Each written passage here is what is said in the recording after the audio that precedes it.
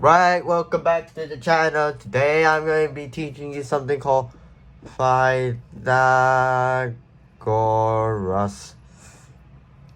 Theorem.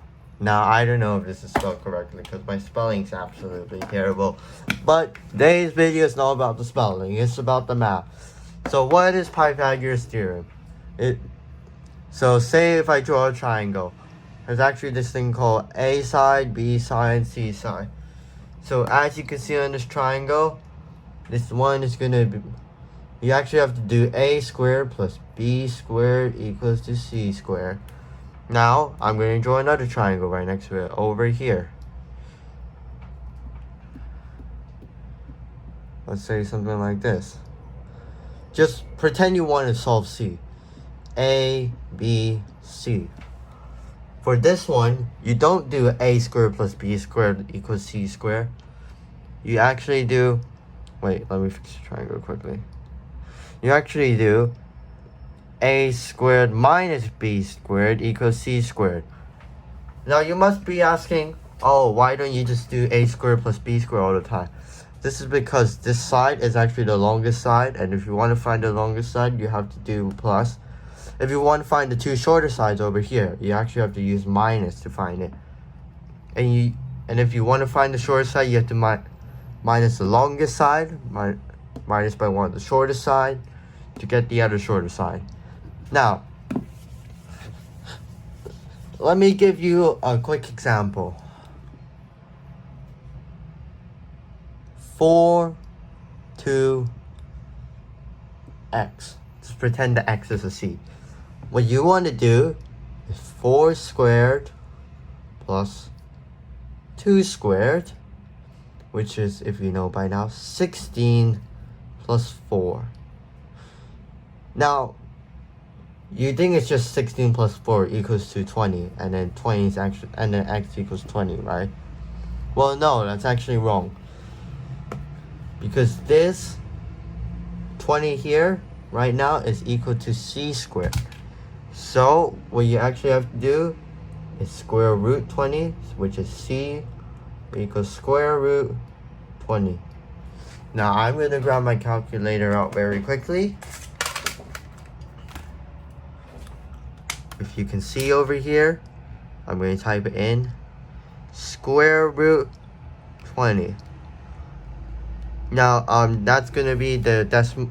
If they say round it up to like 3 significant figures or something, if you can see here, you will be writing down, I'm going to write over here, C equals 4.47. I don't think they'll ask you to write in fractions. Now, let me give you a quick one to try quick.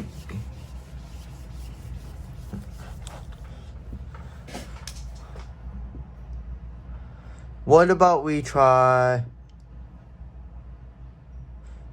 5 and 5 and x? I'll give you about, let's say about 30 seconds to try it.